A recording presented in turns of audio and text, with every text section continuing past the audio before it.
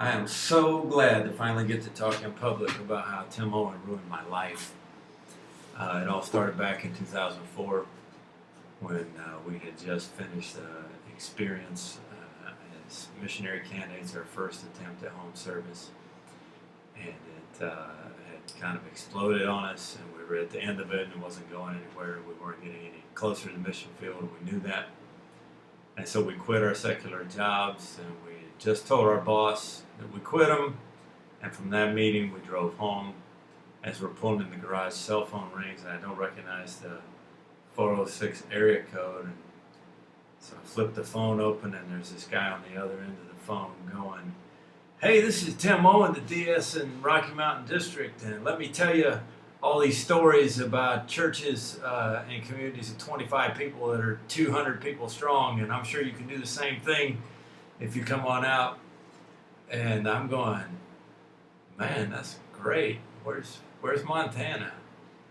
And so that was the beginning of our relationship. We moved out, and I could tell stories all day and night long of the pivotal moments in that church when Tim stepped in powerful ways. But some of the most meaningful things are the time that Tim poured into us as friend and mentor. We got there, and he backed us significantly when we really needed it in pivotal moments. But that's not mean by any means to say that he wasn't afraid to push or challenge or really tick me off sometimes, and even get in my face. And I remember one time the elder in the church had gone to him and said, "Hey, we got all these problems." And so Tim gets on the phone and calls me up and kind of really works me over. And so tell me, what do you think you could have done different or better? How many times have I answered that question? So much so that I ask it of myself now. And so he really works me over, and I hang up the phone, and I'm like, "Man, that was just, I don't get it. What's going on? It just keeps bothering me, and I can't take it but a few minutes." I call him right back in his office, and I'm like, "Tim, I feel like a tube of toothpaste here. Like, you're really squeezing me. Is that how you mean for me to feel?" And he says, "Yeah, pretty much. Velvet hammer." And I'm like, "Well, great. Where's the velvet?" But Tim really developed me, mentored me, poured himself into me like nobody else has done before or since. I remember I would call Tim up when I had a problem, especially early on. But in those 4.5 years, I could call him anytime, and he would act like I was the only thing he had to do. This little bitty church that was in the middle of nowhere, of no probably strategic importance. But Tim really wanted to see it. He said he was allergic to closing churches, and he really wanted to see it go. And I'd call him, and man, he would talk to me sometimes for an hour.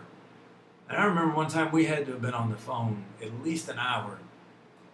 And we get done talking, and he says, "Okay, is there anything else?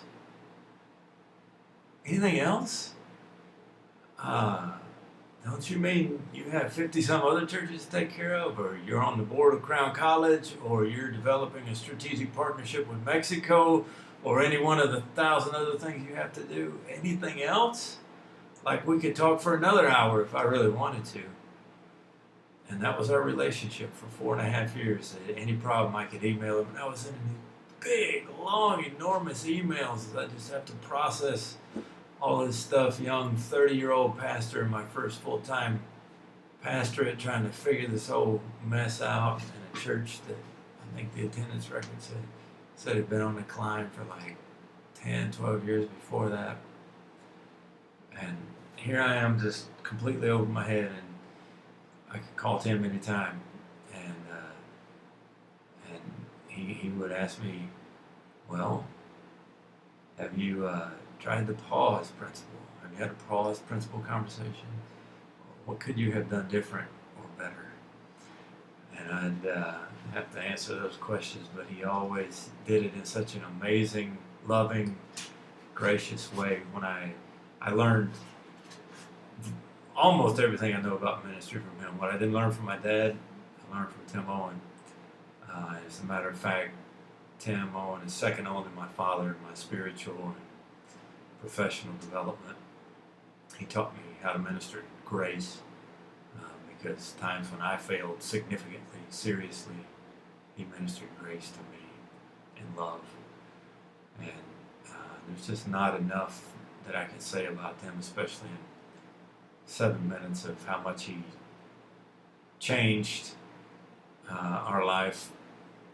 I can say that I have serious doubts that we would have even made it to the mission field, at least with the C&MA, without Tim backing us and pushing it through.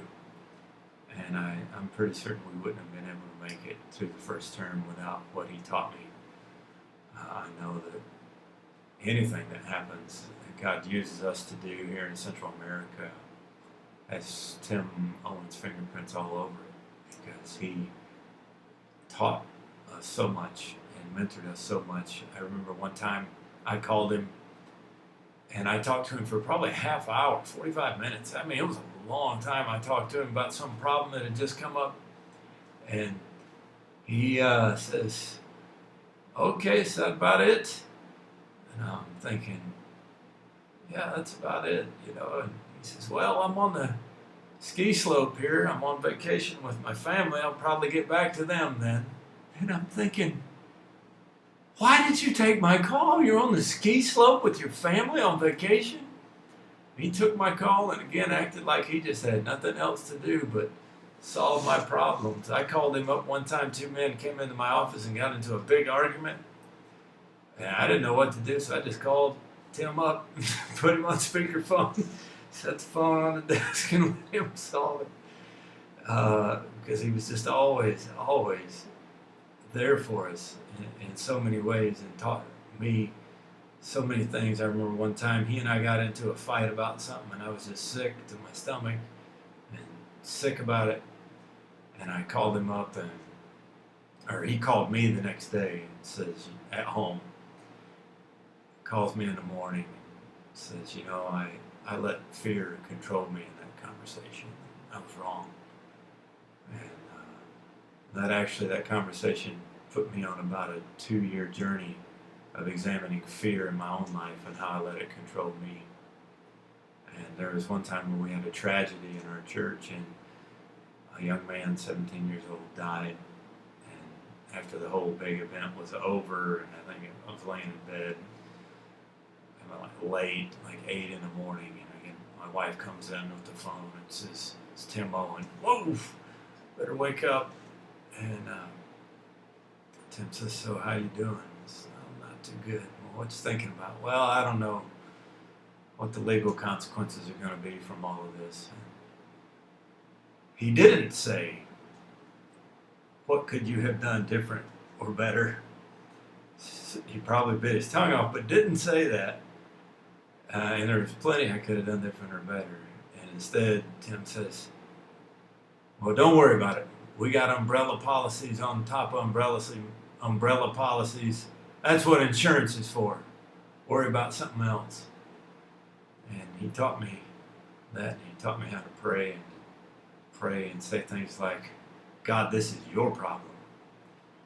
And so many things. I can't possibly list them all, but we are eternally grateful for the friend and mentor and boss that he was, in such a unique combination that it can never be replaced. I'm ruined. I'll never have that again. And I grew more in those 4.5 years than I've grown at any time, before or since, combined. And I grew through his mistakes as well as my own. I remember at my ordination, it became time for the little mini sermon you're supposed to give, the response.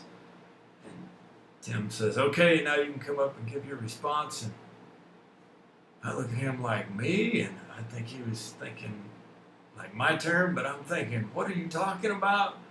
And I get up and give some lame, 45-second speech. and sit down. And later, I had said, "Man, I didn't have any idea that was coming."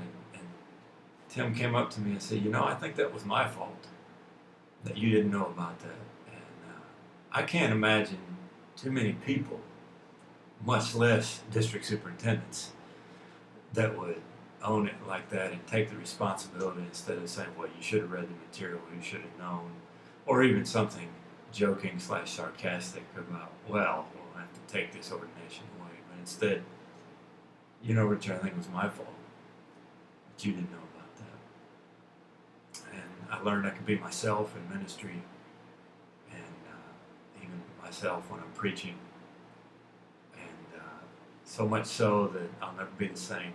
And I'm thankful that God got us to the place in 2004 that we were softened up enough to take that phone call and buy into the Tim Owen sales pitch.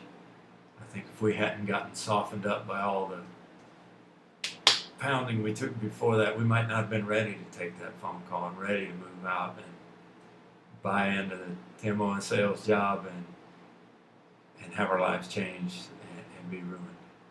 So we love you, Tim. Grateful beyond words for what you've done in our lives and for how you have invested and poured yourself into us. Not just before, but since. I think the first 2 years on the mission field, Tim did not miss a single prayer letter. I mean, not a single prayer letter. I don't think he missed a single one. We sent out a weekly prayer letter where he would respond, maybe sometimes only with a sentence or a couple of words, but he responded to every single one. So much so, he was so faithful at it that I would very often send a prayer letter and then come back and check my email an hour later to see what Tim had written, see what Tim had wrote to us, because it was so encouraging, and it was something we so much needed in those first 2 years, because it was kind of a rough ride for us. So Tim, we love you. Thanks for dedicating our 2 kids. Thanks for pouring yourself into us. Thanks for putting us on the mission field. And I hope you have all the best in retirement, even though I can't really quite bring myself to think about you not being the DS when I get back in September. But all the best to you and to Edie and to your family. May God richly bless you, even just a percentage of how much you have blessed us. We love you. We miss you. Enjoy it. All the best.